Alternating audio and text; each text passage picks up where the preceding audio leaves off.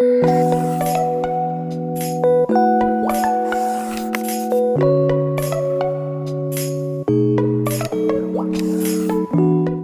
friends, let's begin with our today's topic, that is fourth generation of computer. As you already know that our previous lecture was on generation of computer in which we did our third generations. So today let us begin with another generation, that is fourth generation. And important point firstly is the time period, that is it started from 1975 to 1989. ये इसका time duration था. Exact date आपने याद नहीं रखने हैं, बस time period याद होना चाहिए कि 1970s के बाद से फोर्थ जनरेशन आ गई. और सबसे पहले हम क्या पढ़ते हैं, इनकी एप्लीकेशन. इससे पहले आपने फर्स्ट जनरेशन का पढ़ा, एप्लीकेशन साइंटिफिक फील्ड में था. दूसरी जनरेशन की application scientific and commercial field में थी. तीसरी जनरेशन की application scientific commercial and database management system में आ गई. तो अब जो ये फोर्थ जनरेशन है, यहाँ पे हम देखेंगे किस फील्ड में कहाँ पे इनकी ज़्यादा यूसेज हुई. तो डिस्ट्रीब्यूटेड सिस्टम्स का दौर आ गया. उसका क्या मतलब है कि नॉलेज शेयर हुई थ्रू इंटरनेट, या सिंपली हम कह सकते हैं network sharing knowledge through internet. अब फोर्थ जनरेशन में टेक्नोलॉजी क्या यूज़ होती थी, या हार्डवेयर क्या यूज़ होता था, या स्विचिंग डिवाइस क्या यूज़ होती थी. प्रीवियस लेक्चर में मैंने आपको बोला ये सब चीज़ें क्या होती हैं, वो कंपोनेंट्स जिनके ज़रिए इलेक्ट्रिक सिग्नल अंदर जाती हैं. अब थर्ड तक तो हमने पढ़े थे, इंटीग्रेटेड सर्किट्स आए थे. फोर्थ जनरेशन में आपको इंपॉर्टेंट पॉइंट याद रखना है, यहाँ पे भी यही इंटीग्रेटेड सर्किट सिलिकॉन चिप्स चल रहे थे, लेकिन with large scale integration and ICs with very large scale integration. जो ये लार्ज स्केल इंटीग्रेशन है, यहाँ पे हम 30,000 इलेक्ट्रॉनिक कंपोनेंट्स को इंटीग्रेट कर सकते थे. 30,000, ठीक है. और जो ये इंटीग्रेटेड सर्किट्स है with very large scale integration, यहाँ पे हम 1 मिलियन इलेक्ट्रॉनिक कंपोनेंट्स को इंटीग्रेट कर सकते थे. और जहाँ पे हम इतने इलेक्ट्रॉनिक्स कंपोनेंट को इंटीग्रेट करके एक चिप बनाते थे, उस चिप को हम बोलते हैं micro processor. Important point, micro processor. यानी कि अब एक पहले तो आपने देखा कि वैक्यूम ट्यूब्स थे, फिर ट्रांजिस्टर्स आ गए, उस ट्रांजिस्टर्स के बाद छोटा सा चिप आ गया, इंटीग्रेटेड सर्किट. अब इन्हीं इंटीग्रेटेड सर्किट में यू जस्ट इमेजिन, जहाँ पे हम 1 मिलियन इलेक्ट्रॉनिक कंपोनेंट्स को एक सिंगल चिप पे ला सकते हैं, उसको बोलते हैं माइक्रो प्रोसेसर. ठीक है, आप पहले पिक देखेंगे, ये है माइक्रो प्रोसेसर. यहाँ पे आप देखिए छोटे छोटे, यही देखिए कितने इलेक्ट्रॉनिक कंपोनेंट्स को इंटीग्रेट किया गया है और एक छोटा सा चिप बनाया गया है. और यहाँ पे फोर्थ जनरेशन में हम इसको बोलते हैं माइक्रो प्रोसेसर. ठीक है, माइक्रो प्रोसेसर्स किस जनरेशन में अब आ गए, फोर्थ जनरेशन में आ गए. मतलब क्या है प्रोसेसर्स का, सबसे पहले बहुत सारे जब ट्रांजिस्टर्स मिलते थे तो क्या बनाते थे, इंटीग्रेटेड सर्किट. इंटीग्रेटेड सर्किट्स जब बहुत सारे मिल गए तो क्या बनाया, माइक्रो प्रोसेसर. अगर कोई आपसे पूछे कि फोर्थ जनरेशन में किस टेक्नोलॉजी का यूज़ हुआ, आप बोलेंगे माइक्रो प्रोसेसर. और माइक्रो प्रोसेसर के अंदर आपने याद रखना है कि एक लार्ज स्केल इंटीग्रेशन होती थी और वेरी लार्ज स्केल इंटीग्रेशन होती थी, या very large scale integrator circuits होते थे. ठीक है यहाँ तक. अब जो ये माइक्रो प्रोसेसर है, ये किसने बनाया था, ये बनाया था एक तो फैगिन ने, टेड हॉफ ने, स्टेनली मेजर ने. ये वो 3 बंदे हैं जिन्होंने माइक्रो प्रोसेसर को इन्वेंट किया. और जो पहला माइक्रो प्रोसेसर है, first micro processor is Intel 4004. तभी हम फोर्थ जनरेशन को बोलते हैं माइक्रो प्रोसेसर जनरेशन. क्या बोलते हैं, माइक्रो प्रोसेसर जनरेशन. अब फोर्थ जनरेशन में क्या हुआ, स्टोरेज कैसे हुई. स्टोरेज में जैसे हम प्रीवियस लेक्चर्स में पढ़ते आ रहे हैं, प्राइमरी मेमोरी होती है या इंटरनल मेमोरी, और दूसरी होती है सेकेंडरी मेमोरी. अब यहाँ पे क्या हुआ, जो मैग्नेटिक कोर मेमोरीज हम पढ़ते आ रहे हैं पीछे से, यहाँ पे उनको रिप्लेस किया सेमीकंडक्टर मेमोरीज ने. किन्होंने, सेमीकंडक्टर मेमोरीज ने. या हम कह सकते हैं यहाँ पे सेकेंडरी स्टोरेज में यूज़ हुए magnetic and optical storage devices. Specially यहाँ पे यूज़ हुई थी वेंचेस्टर डिस्क्स. ठीक है, अब ये वेंचेस्टर डिस्क्स क्या होती थी, एक डिस्क के ऊपर डिस्क होती थी. अगर ये डिस्क है, इसके ऊपर डिस्क, इसके ऊपर डिस्क, और यहीं पे स्टोरेज होती थी फोर्थ जनरेशन में. अब स्पीड क्या थी फोर्थ जनरेशन की, पिको सेकेंड।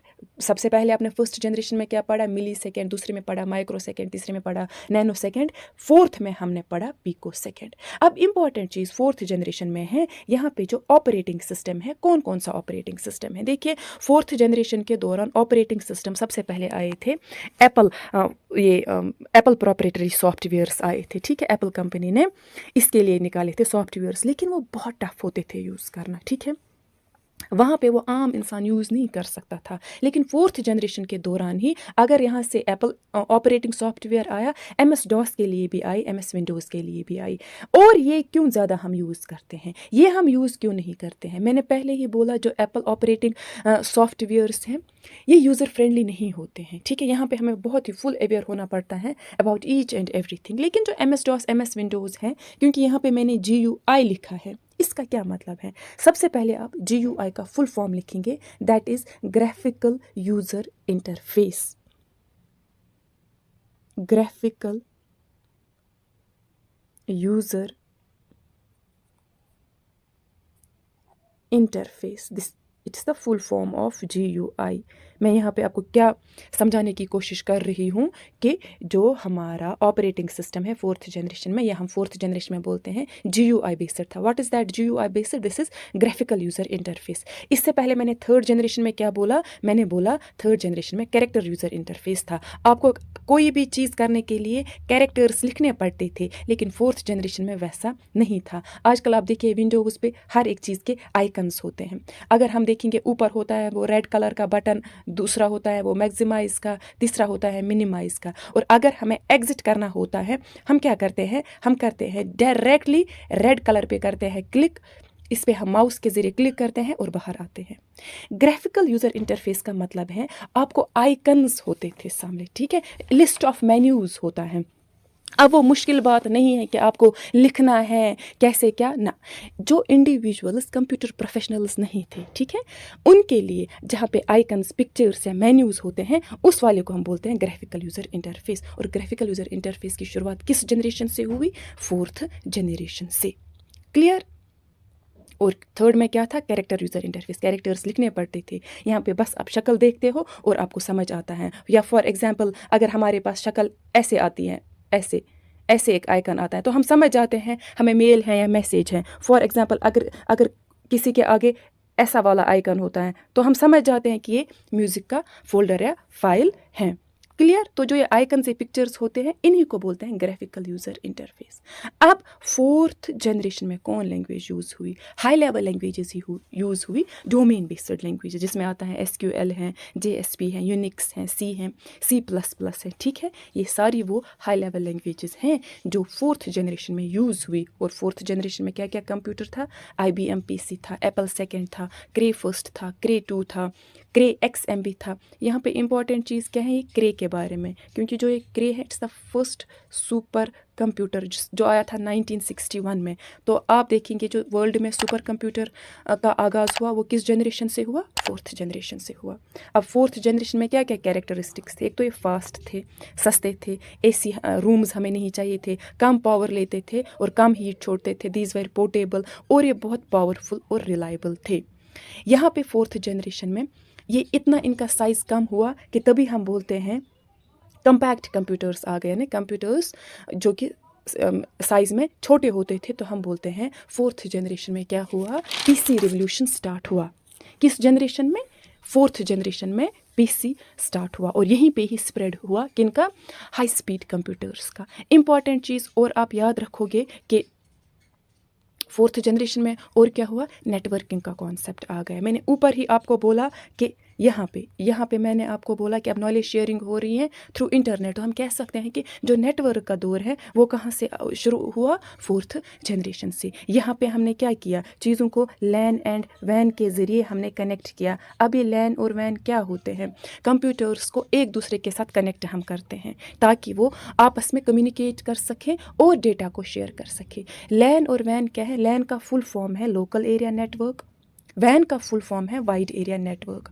अगर हम लोकली कंप्यूटर्स को कनेक्ट करते हैं विद इन एन ऑर्गेनाइजेशन, वो कहलाता है लोकल एरिया नेटवर्क। और अगर हम वाइड रेंज में कंप्यूटर्स को कनेक्ट करते हैं, उसको हम बोलते हैं wide area network. And this give rise to network of computers and distributed system. ठीक है। और यहाँ पे फोर्थ जनरेशन में इंपॉर्टेंट चीज़ क्या थी, कौन सा मशहूर अब ऑपरेटिंग सिस्टम, चलिए ग्राफिकल यूज़र तो आ ही गया, लेकिन यूनिक्स ऑपरेटिंग सिस्टम ज़्यादा मशहूर बना during fourth generation and C language became very powerful. और एक बात मैंने आपको बोला, इस दौरान का सुपर कंप्यूटर आ गया, क्रे फर्स्ट आ गया, ठीक है, इसी दौरान मल्टी प्रोसेसिंग भी आ गई। तो इनको हम ओवरऑल बोलते हैं totally general purpose computers, fourth generation के कंप्यूटर्स को। क्लियर यहाँ तक? आई होप कि आपको फोर्थ जनरेशन में सारी इंपॉर्टेंट चीज़ें याद रही। सबसे पहले हमने देखा टाइम डेट क्या है इसका, टाइम पीरियड क्या है इसका, 1975 टू 1989। टेक्नोलॉजी यूज़ होती थी माइक्रो प्रोसेसर, तभी इसको बोलते हैं माइक्रो प्रोसेसर जनरेशन। ठीक है। इसमें स्टोरेज हुई सेमीकंडक्टर मेमोरीज़ के थ्रू, विंचेस्टर डिस्क ज़्यादा यूज़ किए, सेकेंडरी स्टोरेज में स्पीड थी pico second. Unix operating system आया, MS DOS MS विंडोज़ के लिए आया, एप्पल ऑपरेटिंग सिस्टम आया, graphical user interface fourth generation में आ गया, लैंग्वेज इसमें हाई लेवल लैंग्वेज थी। और ये एग्जाम्पल्स थे। और फोर्थ जनरेशन ने ही कौन सा रिवोल्यूशन लाया, पर्सनल कंप्यूटर का रिवोल्यूशन लाया। और जो मैंने आपको ये पिक्चर दिखाई माइक्रो प्रोसेसर की, यहाँ पे ये जो माइक्रो प्रोसेसर है, ठीक है, it contains all the circuits needed to perform arithmetic logic and control functions. ठीक है। जो कोर एक्टिविटीज़ ऑफ कंप्यूटर होती है ना, वो इस सिंगल चिप पे होती है, core activities of computer. Clear? तो आप देखिए, एक छोटा सा चिप पूरे कंप्यूटर को कंट्रोल करता है। पहले वैक्यूम ट्यूब्स कहाँ, फिर ट्रांजिस्टर्स कहाँ, फिर इंटीग्रेटेड सर्किट्स कहाँ, और अब यहाँ पे माइक्रो प्रोसेसर।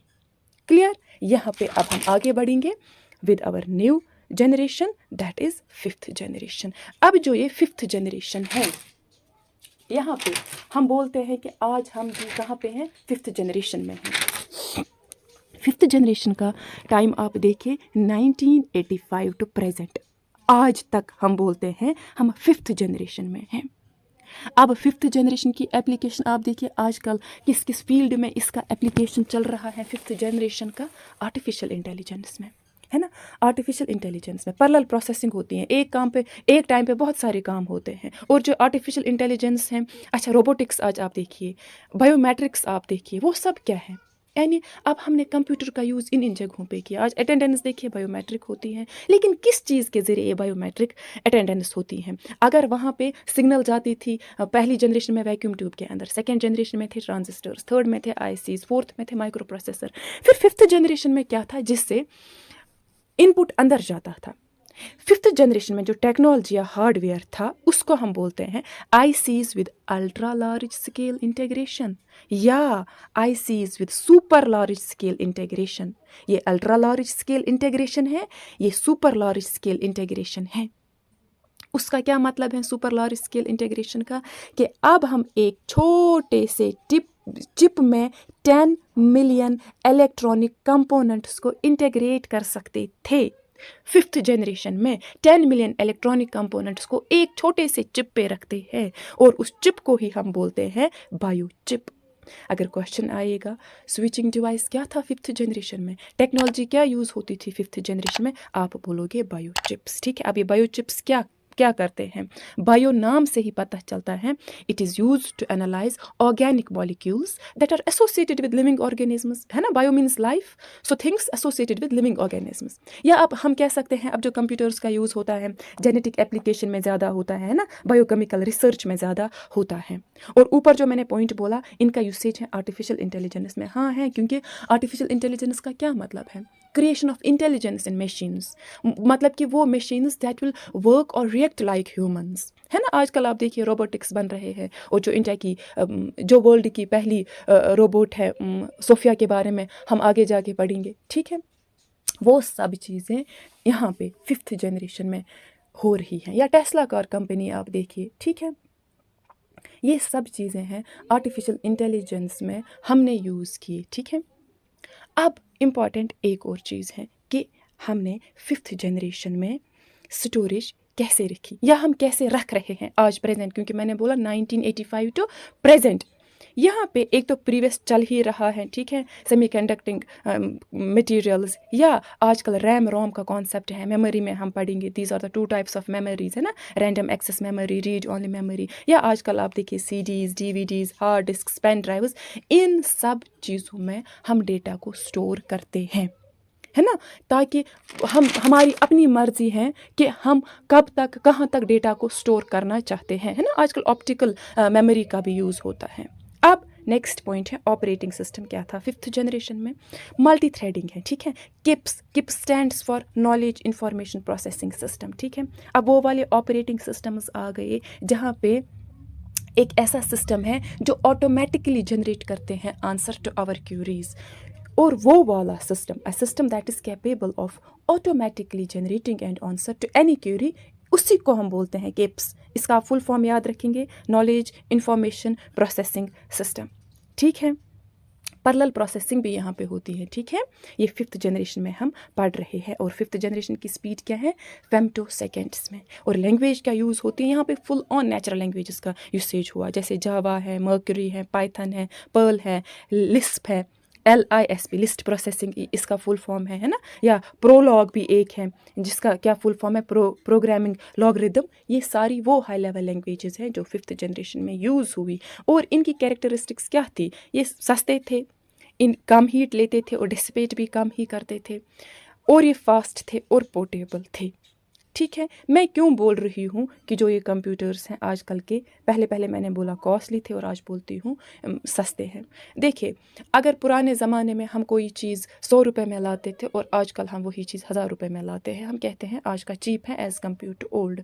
यहाँ पे आपको एक कॉन्सेप्ट याद रखना है, इन्फ्लेशन, है ना, इकोनॉमिक्स में एक कॉन्सेप्ट आता है इन्फ्लेशन। अगर आप इन्फ्लेशन की कॉस्ट को डिडक्ट करोगे तो आपको लगेगा चीज़ें आजकल सस्ती हैं, क्योंकि तब का 100 रुपये वॉज इक्विवेलेंट टू टुडेज़ 1000 और 2000 या व्हाटसोएवर। कहने का मतलब ये है कि आजकल चीज़ें चीप हैं अगर हम इन्फ्लेशन कॉस्ट को डिडक्ट करते हैं तो। तभी मैंने बोला हर एक जनरेशन में आगे आगे चीप मैंने वर्ड यूज़ किया कि अब चीज़ें सस्ती हुई। और 5th जनरेशन में क्या क्या आता है, IBM है, नोटबुक है, पारम 1000 है, ठीक है। इंडिया का सुपर कंप्यूटर है, जो इंडिया के सुपर कंप्यूटर्स की सीरीज़ है। यहाँ पे एक और पॉइंट बनता है कि इंडिया के सुपर कंप्यूटर्स किस वाली जनरेशन में आए, 5th वाली जनरेशन में आए। Another important point is desktop, laptop, ultra book, these are the examples of computers. अब 5th जनरेशन में क्या हुआ, ठीक है। 4th जनरेशन में तो नेटवर्किंग का आगाज़ हुआ, 5th जनरेशन में अब इंटरनेट अच्छे से आया, और यहाँ पे हमने हर उस चीज़ का यूज़ किया जो इंटरनेट बेस्ड एप्लीकेशंस थी, जैसे वर्ल्ड वाइड वेब आजकल हम यूज़ करते हैं ना, इंटरनेट है तो तभी हम वो भी चला सकते हैं। और more complex super computing applications आ गई। यहाँ पे आप याद रखेंगे, एक तो इंटरनेट एंड एसोसिएटेड टेक्नोलॉजीज़ का यूज़ हुआ, ठीक है, ये भी जनरल पर्पस कंप्यूटर थे, ठीक है। और यहाँ पे अवेलेबल हुए बहुत सारे powerful and compact computers at cheaper rates, ठीक है। आजकल आप देखिए इंटरनेट के ज़रिए it is possible for computer users जो कि बैठे हैं sitting across the globe to communicate with each other within minutes. क्यों? फॉर एग्जाम्पल, अगर हम यहाँ पे बैठे हैं, इंटरनेट होगा, हम अभी मेल भेजेंगे, विद इन सेकेंड जाएगा। वर्ल्ड वाइड वेब है, वर्चुअल लाइब्रेरीज हैं, क्लासरूम्स हैं, ये सारी चीज़ें, आर्टिफिशियल इंटेलिजेंस वगैरह, ये सब किस जनरेशन में चल रही है, 5th जनरेशन में। क्या क्या आपने याद रखा 5th जनरेशन में? सबसे पहले कि इसकी एप्लीकेशन कहाँ कहाँ पे है, आर्टिफिशियल इंटेलिजेंस में है, टेक्नोलॉजी क्या यूज़ हुई, बायोचिप, यहाँ पे जो चिप है उसमें कितने इलेक्ट्रॉनिक कंपोनेंट्स इंटीग्रेटेड होते हैं, वो होते हैं 10 मिलियन इलेक्ट्रॉनिक कंपोनेंट्स, ठीक है। किप्स आपने पढ़ा, स्टोरेज पढ़ी, फेम्टोसेकेंड स्पीड पढ़ी, लैंग्वेज पढ़ी, कैरेक्टरिस्टिक्स पढ़ी। अब हम चल तो रहे हैं किस में, 5th जनरेशन में चल रहे हैं ना, 5th जनरेशन में। लेकिन पॉइंट बनता है कि 6th स्टेज भी आया है कंप्यूटर्स का, आया है इन द सेंस कि उस पर काम हो रहा है। जो 6th स्टेज है that's the rearmost and most advanced stage of computer technology. And जो ये 6th जनरेशन है, it started around the time 2000 and is still ongoing, अभी भी काम चल रहा है। But we consider ourselves to be in 5th generation because artificial intelligence is still evolving and developing. अब जो ये 6th जनरेशन आएगी, है ना, तो उसमें क्या होगा, एक तो क्वांटम कंप्यूटिंग वहाँ पे यूज़ हो रही है, और जो वहाँ पे कंप्यूटर्स होंगे 6th जनरेशन के, जो आजकल हम देखते हैं, स्मार्टर होंगे, फास्टर होंगे और स्मॉलर होंगे। Computers will be smarter, smaller and faster, ठीक है। जैसे development of voice recognition softwares आ जाएंगे, वो सब फेस वॉइस रिकग्निशन का आजकल हम देख रहे हैं ना प्रेजेंट जनरेशन में, वो सब अब आगे जाके आएंगे 6th जनरेशन में। लेकिन यहाँ तक आपको as per the syllabus of various exams हमें सिर्फ पढ़नी है 5 जनरेशन। 6th का जस्ट मैंने आपको कॉन्सेप्ट दिया कि is in the making stage, है ना। क्वांटम कंप्यूटिंग वहाँ पे है, smart faster and smaller devices हैं, वॉइस रिकग्निशन सॉफ्टवेयर्स बन रहे हैं 6th जनरेशन ऑफ कंप्यूटर में। अभी हम क्यों समझ रहे हैं खुद, अभी हम 5th में ही हैं, क्योंकि अभी जो आर्टिफिशियल इंटेलिजेंस है वो भी इवॉल्व हो रही है, डेवलप हो रही है। ये देखिए शॉर्टकट में मैंने आपके टॉपिक को कितना सिंप्लीफाइड वे में और इजी वे में प्रेजेंट किया है। जब आप ये दोनों वीडियोस देखोगे, आप 5 जनरेशन्स पढ़ोगे, फिर आप भी अपनी नोटबुक पे ऐसे ही शॉर्ट में इनको यहाँ पे टाइम पीरियड लिखोगे, है ना। जैसे फर्स्ट का था 1942 टू 1955 साइंटिफिक यूज़ के लिए था, second generation was for commercial use, third was for database management system, है ना, fourth was and fourth one was for distributed systems and fifth one was for artificial intelligence. ये आप पहला box बनाओगे and दूसरे बॉक्स में ऐसे ही लिखोगे कि किसमें क्या हार्डवेयर था। पहले में था वैक्यूम ट्यूब्स, ठीक है, दूसरे में था ट्रांजिस्टर्स, तीसरी जनरेशन में था इंटीग्रेटेड सर्किट्स, फोर्थ जनरेशन में थे माइक्रो प्रोसेसर्स, फिफ्थ जनरेशन में थे बायोचिप्स, ठीक है, बायोचिप्स, ये है यहाँ पे बायोचिप्स। फिर आगे जाके एक और आप ऐसे ही लिखोगे स्टोरेज कहाँ पे क्या थी, जैसे प्राइमरी में क्या थी मैग्नेटिक ड्रम, सेकेंडरी में पंचड कार्ड, दूसरी जनरेशन में मैग्नेटिक कोर मेमोरी थी, मैग्नेटिक टेप्स थे, तीसरी में magnetic core memory and large capacity disks थे, है ना, चौथी में magnetic and optical storage devices and fifth में optical memory, old plus new and large capacity main memory, जो मैंने आपको बोला रैम रोम का कॉन्सेप्ट। ऐसे ही आप याद रखेंगे स्पीड कहाँ पे क्या थी, है ना। जैसे फर्स्ट जनरेशन में मिली सेकेंड, है ना, सेकेंड जनरेशन में माइक्रो सेकेंड, थर्ड जनरेशन में नैनो सेकेंड, फोर्थ जनरेशन में पिको सेकेंड, फिफ्थ जनरेशन में फेम्टो सेकेंड। ऐसे ही आप याद रखोगे ताकि आपको ये टॉपिक बहुत ही अच्छा लगे। ऐसे ही फर्स्ट जनरेशन में क्या था, operating system was batch operating system, second में it was batch operating system with time sharing, तीसरी में था रियल टाइम शेयरिंग, चौथी में थे operating systems for PC, GUI, Unix वगैरह, फिफ्थ में KIPS knowledge information processing system and parallel processing operating system. फिर ऐसे ही मैंने यहाँ पे शॉर्ट में लिखे हैं कि एग्जाम्पल्स क्या थे फर्स्ट जनरेशन के, इंपॉर्टेंट हैं, इनैक हैं, एडसैक हैं, यूनिवैक हैं, IBM है ना। सेकेंड में यूनिवैक 1108 है, PDP 8 है, CDC 1609 है, एंड थर्ड में क्या है IBM 360, IBM 370, CDC 6600। ऐसे ही फोर्थ में Apple second, cray first, cray 2 and fifth में हमने देखे IBM में अल्ट्रा बुक्स हैं, डेस्कटॉप, लैपटॉप, नोटबुक्स हैं। अब ऐसे ही मैंने आपको पढ़ाया पहली जनरेशन में लैंग्वेज क्या थी, लो लेवल लैंग्वेज थी लेकिन मशीन लैंग्वेज ही थी, 0 and 1 में हर एक चीज़ होता था, ठीक है, बाइनरी लैंग्वेज जिसको हम बोलते हैं। सेकंड में क्या थी, असेंबली लैंग्वेज जिसको हम निमोनिक लैंग्वेज भी बोलते हैं। थर्ड जनरेशन में हाई लेवल लैंग्वेजेस, फोर्थ में भी हाई लेवल लैंग्वेजेस, फिफ्थ में भी high level language full with full natural features, ठीक है। तो ये था आपका, ये देखिए, ये था आपका शॉर्ट में note on the generation of computer. I hope कि आप सबको जनरेशन ऑफ कंप्यूटर टॉपिक अच्छे से क्लियरली अंडरस्टैंड हुआ होगा। ऐसे ही आप चलेंगे एंड आई डोंट थिंक इसके बाद कोई पॉइंट ऐसा बचता है जो एग्जामिनेशन पॉइंट ऑफ व्यू से इम्पॉर्टेंट है। सो इंशाल्लाह मिलते हैं हम अपने नेक्स्ट वीडियो में विद आवर न्यू टॉपिक। तब तक के लिए अपना ख्याल रखिएगा और इनको इम्पॉर्टेंट पॉइंट्स को नोट डाउन कीजिएगा अपनी कॉपी पे। We'll be meeting very soon. Thank you.